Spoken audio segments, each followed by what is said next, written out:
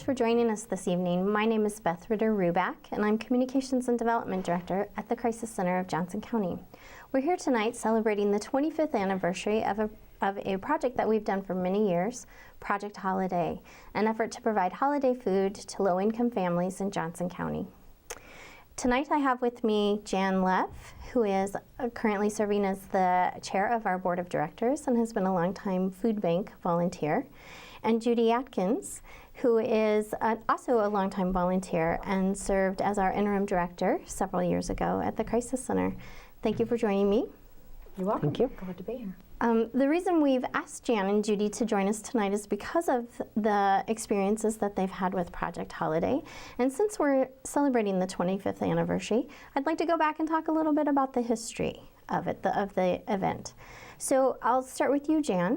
How did Project Holiday get started in 1988? It began as a collaboration of another agency as well as the Crisis Center, and that was DVIP. And together they decided that they would be providing food and gifts for children. And then that grew to the point where it involved Visiting Nurses Association, eventually the Salvation Army, and they incorporated Toys with Tots. And then finally, Elder Services of Johnson County also became involved, and they provided meals for the elderly who are shut in, and a special perk for the families or the elderly shut-in people is that Reha Nursery used to donate more than 150 poinsettias that were distributed to people who couldn't get out on their own. And all of those organizations still in some fashion do some sort of holiday distribution or giveaway. But we're alone celebrating our 25th anniversary since we've been doing it the longest. That's true, and I think, it's become easier for us to do this on our own simply because of having to find spaces that would accommodate all of us. And that was a huge consideration when we had to have everything under one roof, so that it's working well now to just be working on our own, and everyone else is still providing the same services for the people of Johnson County. All right. Judy, when did you get involved with Project Holiday? Well, I started as a volunteer at the Crisis Center in 1996. So I did what all the volunteers did. We signed up for Project Holiday in December, and we took our shift and went out there, and originally at the Armory, which is no longer there, but and we had a great time. We did it for many years out there. So can you describe what the distribution was like? What kind of food were people receiving, and what did the distribution days look like? The distribution days, we've changed those a little bit over the last few years, but they essentially were somewhere around maybe 2 days, and it would start usually in the afternoon and go through until maybe early evening or something of that nature. Just a time frame that worked well enough so the participants could all get there and pick up their food and pick up their toys, because we also were in the same facility with the Salvation Army at the time that were giving out toys. So it was a very similar thing that we did for many, many years, where we set up tables. The tables were coordinated by household sizes, and then the food was pre-boxed by the Northwest Junior High leadership class, and pretty much were canned goods. And I remember in the early years, we actually didn't give out that wonderful turkey that we have been giving out in the last number of years. It was a turkey roll or a ham. So things have changed a little bit, but everything was, pretty much canned goods. You got what you got, and there was no choice. Okay. And we know that over the years we've helped thousands and thousands of individuals, and so in those years, can you guesstimate how many people we were serving?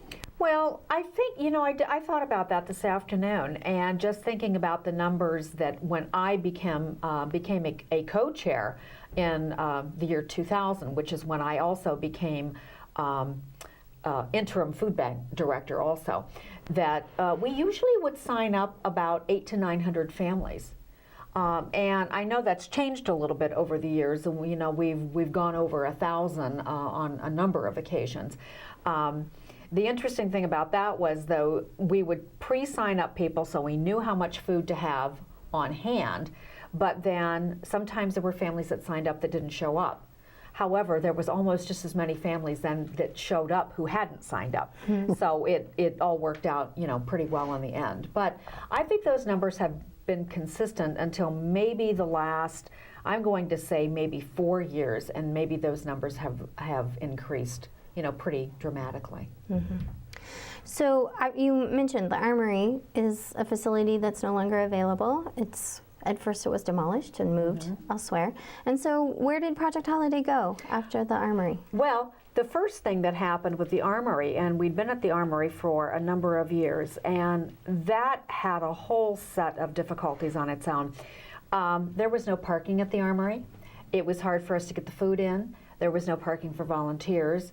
There was very little parking for the clients who were coming in to pick up their food and their toys. It was not an ideal location for us. But we were there until I believe the last year we were actually there was 2000. Then what happened when 9/11 happened, the Armory as a government agency and a military facility, they were on a lockdown, and so we could no longer go back to the Armory. We had a very small window that year in 2001 to find another location. We contacted local developers, though, and asked if they had storefronts that they weren't using that they would be willing to grant us for a couple weeks' time and, a little bit, let's say, narrowing that time frame down that we would actually need for about a week as far as setting up, distributing, and then clearing out. We were over in Pepperwood. We had a number of locations over the years. Each year was different because they couldn't guarantee us a spot. And so that became not only challenging, but it was a little stressful because we needed a certain amount of square footage, usually a minimum of 6,000 square feet. And it was helpful if we had a loading dock. But there were times that it was November until we really knew where we were going to go. And we did that, I think, up until the last couple of years when now we're doing distributions at the actual crisis center. So that was a very, very difficult, challenging time. But we were fortunate. We always made it work. Mm-hmm. And that's how we've made it to 25 years. Absolutely. So Jan, when did you get involved in coordinating Project Holiday? I became involved in 2008 when the director of the food bank took another job and we no longer had the leadership that would be able to do this. And so another volunteer and I came in and co-chaired it for 2 years. And a number of changes were made in those 2 years. We did. We went from the pre-boxed food that Judy suggested that everything was either canned or packaged. And we went to fresh produce and we gave clients a choice. For instance, we have a lot of Latino clients, and so we made masa harina and beans as a choice that they could get. Also rice instead of mashed potatoes and gravy. And what we found is that not all holiday tables look alike. Mm-hmm. That's, I think, something that we've heard repeated several times over the past few years as we've made changes, is there's been a great response to that. What kind of community support has been necessary for Project Holiday over the years? Judy, can you share a little bit more about that? Well, since I have been involved with Project Holiday, there was only 1 year that I could actually think of when I was actually helping to co-chair that we actually didn't bring in as much for donations as what our overhead or our bills were going to be. But that was sort of an anomaly because by and large the community has always been very supportive of Project Holiday. Project Holiday is because everybody, it's the holidays, everybody is, they're all warm and fuzzy and they are more willing to open their wallets. And it's something that it's tangible. It's something that they can understand is helping a family to have a nice holiday meal. And I do think that that's something that everybody would like to think that other people are able to have. So I think we've always had a very giving, charitable community as far as Project Holiday has gone. And we've been so fortunate because every year it is a leap of faith. Every year we order food before we really start to see donations come in. And every year we plan to help as many people sign up, and we don't know how many people that will be. And so there's always been an element of faith that's been involved in this, and the community comes through year after year. It is a strong leap of faith, and could be very stressful too, because you're right. You went ahead, you ordered the food, not knowing if you were going to be getting the donations and contributions back to actually, pay the bill when it came. And the other thing too is, I think, is very interesting, and I think it's important to know that we have just recently raised what we consider to be the minimum donation for one family as the donation. We had it at $15 to what we said fed one family for years and years and years. And it's only been recently that we've actually had to increase that. Mm-hmm. And part of the reason for that is that the Crisis Center's food bank program, we do have resources to purchase foods in bulk that help us get a better price, and we've been able to utilize resources such as that to hold prices down. Mm-hmm.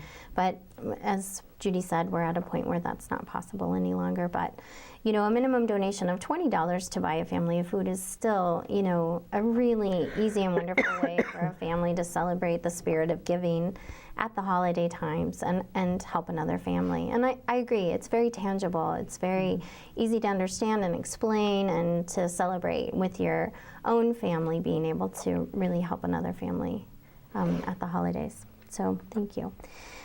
Jan, I know that you're so aware of this as one of the past coordinators. How important are volunteers to making Project Holiday happen? Imperative that we have them. Without them, it would never take place. Judy mentioned the Northwest Junior High students who came and packaged food, and they have repackaged food for us. I will still remember them repackaging rice and how much ended up on the floor. We've had church groups that have done displays for us so that we can put the tags out into the community. And then we have the volunteers who come on the days of distribution. And it's a lot of manpower, and we're very fortunate to have them. Mm-hmm. And we talked about the thousands of clients that have served. I'm certain over the years we've had at least 1,000 volunteers who have been a part of this. It's an enormous effort to assemble and then get that food back out so quickly in such a short amount of time. It's a sight to see. It's really it's amazing. It's a major undertaking. Yeah, it's amazing to watch it all come together and pull together. All right, so I have a question, Judy. Would you have a favorite memory or a funny story from Project Holiday over the years that you could share? I really couldn't think of a funny story, and actually two of the things, and Jan's already mentioned them, but I have to say again and reiterate, when a number of years ago the floral company out of Wellman had contacted us and asked if they could bring poinsettias because they just apparently had too many. And they were so kind and would bring us between 150 and maybe 200 poinsettias. We would put them aside. We would make sure that when Elder Services picked up their order that we put aside for them for the homebound people, and they always got a poinsettia. That was just a great thing to be able to take somebody who couldn't get out not only their food but a poinsettia. And occasionally we had some left, and we would hoard them in the back.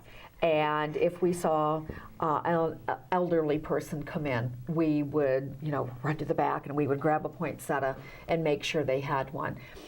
The other thing that I most always appreciated, because it was a huge amount of work and effort to put Project Holiday on, was just having a time to really go around from table to table and just meet and greet with the volunteers. Because some of them became very good friends, and that was just a really fun thing to do. Mm-hmm. It is a really unique opportunity within the Crisis Center because for all of our volunteer positions, we typically require some training prior to getting started. As a social services agency, there's a number of trainings that we're required to do with individuals, and then we need to prepare them to help us provide services. So most of the time you have to do training. But Project Holiday is something where you can simply sign up and come in and be able to really serve others at that critical time right there before the holidays, and so it is a really wonderful opportunity. Jan, I'll ask you the same question. Do you have a favorite memory? There are lots of very nice moments when people are so gracious and grateful when they receive their food. But when I looked at this question, what popped into my mind was the first year that I did this as a co-chair. And I went home and told my husband that I had just placed an order for $26,000 worth of food and I had no money. And it's an indelible memory. Yeah, that's not something that you forget easily. No, not at all. Well, thank you so much for helping provide some background and some historical perspective on this 25th anniversary of a wonderful project that happens every year, Project Holiday. Is there anything either of you would like to add? Can't think of it. No, we hope the community will continue to support Project Holiday and help feed people that, maybe just are going to struggle to put a nice meal on the table. Exactly. Well, if you would like to support Project Holiday, it's a very easy thing to do. Simply visit the Crisis Center's website at www.jccrisiscenter.org.